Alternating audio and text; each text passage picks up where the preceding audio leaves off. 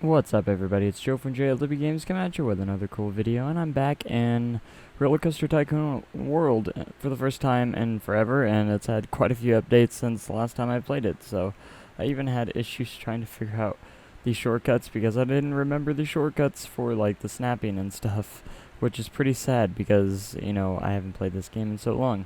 So I thought I'd come back to this park that we've been working on in the past, and I have to say, the textures on the ground look better, and it's the first thing I noticed right away is that they updated the texture for the grass on the ground, and I heard they got a new skybox as well. One thing I didn't really like is that the day and night cycle go by so quickly, like it was day night constantly the entire time, and I wish it was kind of longer, if you know what I mean. And this is campaign mode, so there is a simulation aspect to it, and but I decided to go in the time lapse just so the series doesn't drag on forever and we can get on to newer and better things in the future. So as for this, I pretty much go through in detail. I added that ride just a little while ago, the little swinging ride, which is one of my favorite rides to add in my parks. And again, I kind of lost a lot of knowledge since I haven't played this game in such a long time. But I don't actually do too much in this episode except detailing and stuff. And I have to say, I'm pretty sure they updated their physics engine for the roller coasters because let's just say my wooden coaster stalls after a hill and stuff. So I actually had to go back and correct that many times before I actually got it done. So, and then I tried to figure out what I'm going to place in this part of the park because it's such an empty spot, and I wanted to put a ride, and this is the only ride I could actually kind of fit in there was the slide. So, the slide it was. That's what goes in, and that's very annoying that I couldn't actually put a straight piece of path there from the exit to the slide to the regular pathway. So I find the pathway just to be a little bit buggy in a way, and the way it works and stuff. So a lot of stuff left for Atari to do, and not to mention most of my employees are just kind of gliding with their arms out, across the pathway, which is kind of interesting. And I heard they're also going to rework the entire sound system of the game, so there's going to be completely new sounds in the game as well. Can't wait for that, honestly. That's going to hopefully be much better than what it is now. But this game is getting a lot of crap right now from, people that have just, loved Roller Coaster Tycoon World throughout the years. And, I can see why. But at the same time, you gotta give Atari credit that they're at least trying to make things right. And when I say trying, I don't mean that, they're not doing stuff successfully and necessarily. They got a lot of work to do if they want to make this even close to comparing with Planet Coaster or any of the other games out there. The advantage they have is they have the simulation aspect and a little bit more to their game at this point. Their game's closer to being finished than the others. So here at the, I decided to go ahead and, let's add a new roller coaster. And they actually have a blank station, I noticed now, which is kind of neat and might be useful in the future. If, I don't have any UGC yet, and I hope to get it later in the future, but for right now I don't. One thing I do like about Roller Coaster Tycoon World better than Planet Coaster, oh my gosh, yes, something is there, is that there's actually height markers on the track, so you can actually see how tall your coasters are and stuff like that. I actually do enjoy that aspect of it. And this is going to be a hyper coaster, by the way, and I notice I have to expand the park a little bit if I want to add this ride and make it successful, so I go ahead and expand the park. It cost $8,000 to expand the park, and I kind of like that aspect of it. The simulation part of the game of Roller Coaster Tycoon World isn't too bad, I don't think. It's actually pretty decent. It could be better, but again, this is early access, so they do seem to update the game quite normally. It seems like so. Maybe a lot of bug fixes and stuff like that, and overall improvements to the game, optimizations and stuff like that. Hopefully, will be pretty well. So, or end up pretty well, or pretty well in the end. I didn't actually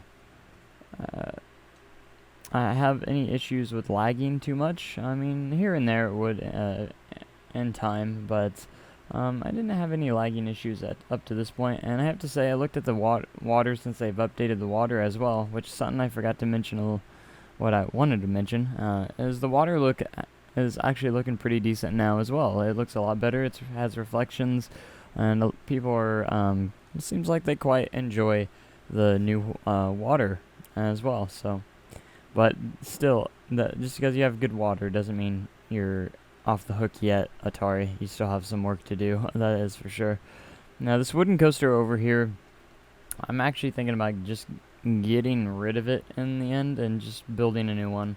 It's simply because the physics just kind of bit me in the butt through the update, because now it doesn't make it through the ride. So it's something we're going to have to fix. And I was sitting here, I was like, why is that just sitting there? So I tested it and ended up failing, and I have to say the POV footage actually looks pretty decent in this game when you look at it. I mean, the lighting is 10 times more better than what it used to be, so the updates have done a lot to this game, I think. So I'm liking what they're doing with the game in the future, so I hope they just keep improving the game visually, because graphics are always huge. And, I literally just worked through this ride trying to get it to work in the end, lowering the hills. And I end up having to lower every single hill, and by the end, it just goes way too slow. And at the end of the ride that, it's just unrealistic and just terrible. So I think I am going to end up demolishing this wooden coaster and rebuilding a new wooden coaster in its place. In the end, that's probably what is going to happen. But for right now, I tried to just fix it at the moment, which was kind of a big waste of time. And in the end, because I kind of figured, I'm just going to redo this and, take this one out and put a new one in the end. But the lighting on that, I mean, look at that. The sun does some pretty good things to the coaster track and stuff, and I was pretty impressed of the visual upgrades that they've made through the updates, and yeah, so I was pretty impressed. So we're getting close to the end of the episode in a couple of minutes here. Well, when I say that, I always look at the thing, and there's still like probably, honestly, 3-4 minutes left. But anyways, because I always zoom out on the timeline, and it always ends up being bigger. So this is the only much progress I made in this episode, was pathway-wise, and I wanted to put a new ride here, but didn't get around to it, and decided to just go with a drink stand and install and stuff. Just wait to unlock some of the other stuff like restaurants, because since I am in campaign mode, there's objectives that I have to complete to unlock items in the game, and this path system is just so broken in my opinion, and I literally have to delete pathway just so I can place this pathway, connect it, and it ends up being the exact thing that I wanted, but it wouldn't let me do it in the past for whatever reason. It was kind of dumb.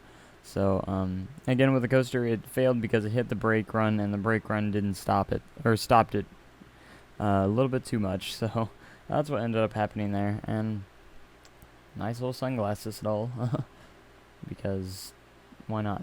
And there's no modular building system in this game yet, and I think that's what really hurts this game the most. And they keep going on about their UGC, and it's like, well, you should have some in-game stuff as well for people that don't use UGC, user-generated contents.